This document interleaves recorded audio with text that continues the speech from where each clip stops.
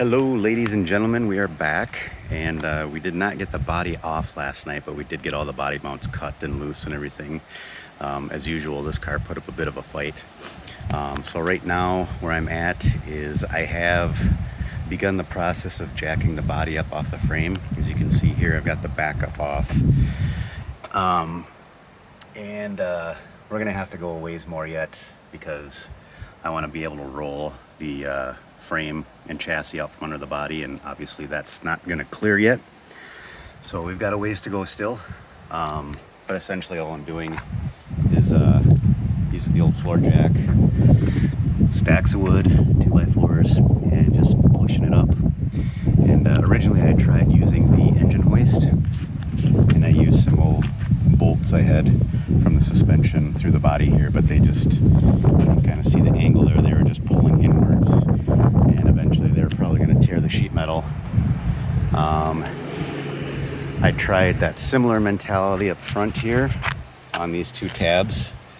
There's one on each side, and those used to point straight forward, so obviously they not up to the task of raising the body, even though there's next to nothing in it. So we're just going to have to use the floor jack and up in the front, up in the back, up in the front, back and forth until we get this thing up high enough to where I can roll the chassis out. And so that is where we are at right now, and I will keep continuing to update you guys on this little project. And until next time.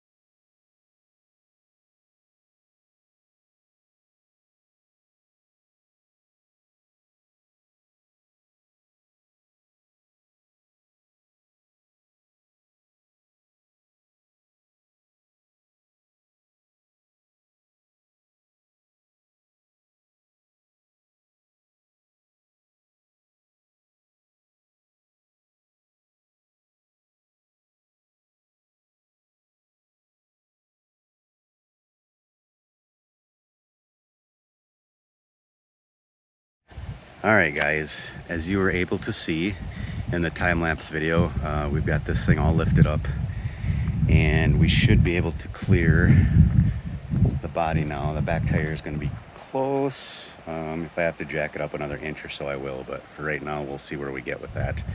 The front is up and super sketchy. Not something definitely not something I want to be underneath. I am going to find some other way to support that because I just do not trust the way it is right now. Unfortunately, I didn't have any longer boards, and the width of the sawhorse legs necessitated being that far away from the body. But yeah, it's sketchy. I'm not happy with that. But that does get us closer to getting this chassis out from under the body, because this frame is in dire need of some attention. For those of you that saw some pictures from what this car was like when we first got it, you know that it is just abysmal. The rust is horrific.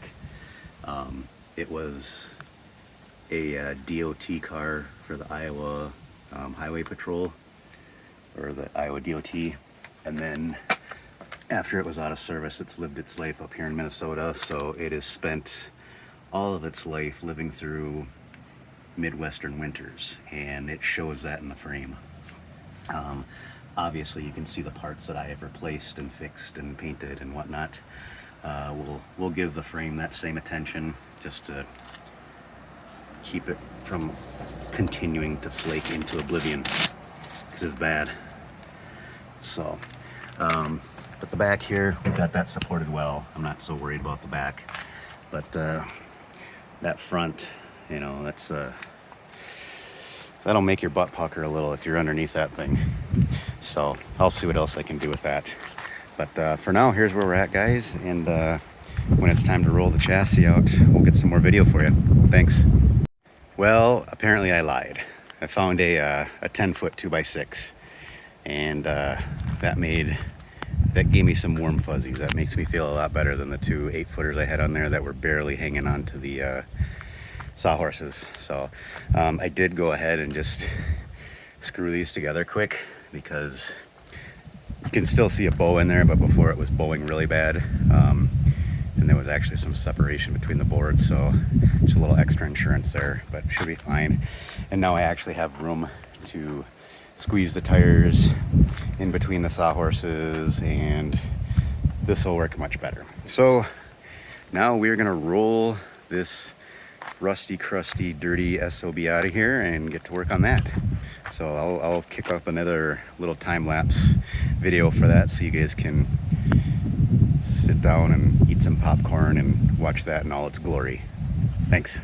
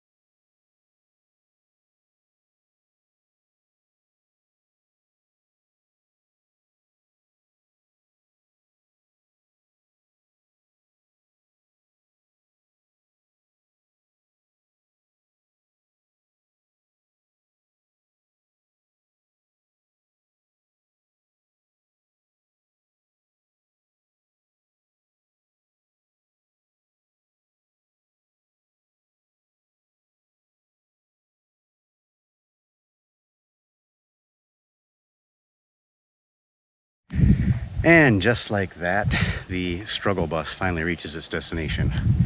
So as you saw, there was a few hiccups, mainly this guy back here. These two shock mount bolts and the height of this rear cross member were bumping into the bottom of the body. So I just didn't have the body quite high enough in the back here. So let's just take a look quick.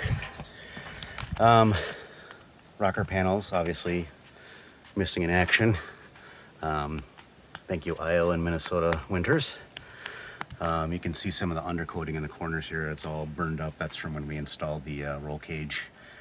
Man, that stuff burns forever, and it burns black and nasty and gross.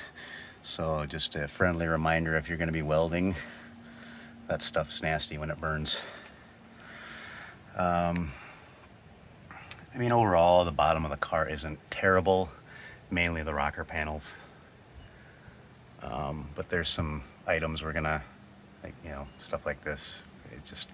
It was mounting for, I'm gonna guess exhaust. I don't quite remember. But there's things down here we can get rid of that we don't need. Because race car, you know. And probably get some undercoating or something under here. Quick blast of something to get it to quit rusting.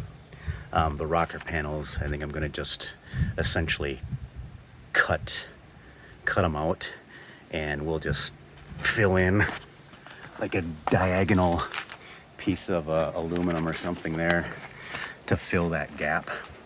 So instead of having a, you know, basically a bend and over, it's going to be like an angled section there, and that'll fill all that in and cover it up. Depending down the road, if we actually get into doing some aero, we'll probably fill that in so it comes down several inches and matches up with the front air dam and stuff that we do on it. But frame, so wow, yeah, now you guys can really get a better idea of what I'm talking about here. It's just nasty. You know, this is just layers of steel that's just crumbling away. Some of it's dust and dirt. But some of these body mount locations are pretty well gone. Like this one's, you can see this one's rusted out around the hole fairly well.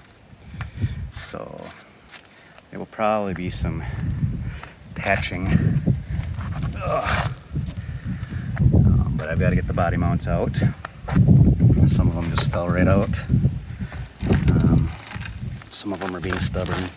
The rubber doesn't want to come out. Like these guys, this is what they're supposed to be like. I am gonna venture a guess here and say that somebody replaced these, because these are way too nice compared to the rest of the car. Why they would have only done 4, I don't know, but thanks, whoever did that. And yeah, so we've got some work to do. Clean her up, paint her up. We'll knock the ugly off, at least most of it. She'll be a good 30-footer. So, all right, guys, I'll keep you posted on updates or on progress. Thanks. All right, just another quick little update here. I have been scraping and grinding away with a flap disc on the frame, trying to get some of the scuzz off.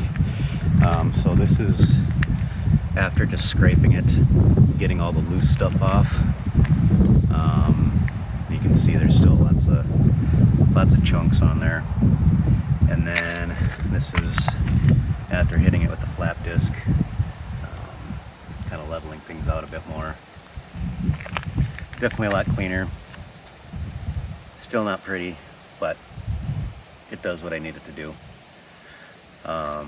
This is actually the transmission cross member, and this is one of the things we found when we put the engine and transmission in the car, just hung them in there. This is going to be, I'd say a good 3 to 4 inches too far forward. So this is going to end up getting cut off and moved back so it's in the right position for the new transmission. Otherwise, the existing cross member would be underneath the body of the transmission and about 3 inches forward of the actual mount. So instead of creating a new cross member and trying to fabricate something up that way that looks like a letter S, we're just going to move these back, and that way we can probably use the Ford cross member and just get things mounted up that way. It'd be a lot easier. Aside from that, we're just going to continue scraping and grinding and getting all the crust and gunk off and cleaning it up. And then we'll spray it down, get some color on here, probably just black, and then we'll call her good. Then we can get back to hanging the engine and transmission in here again and make some marks where we want things to be at, and make sure we've got everything placed correctly, everything's lined up where it needs to be. And that way when we're ready to hook up a drive shaft and crank her over and put her in drive, everything works the way it's supposed to. So, all right, thanks guys.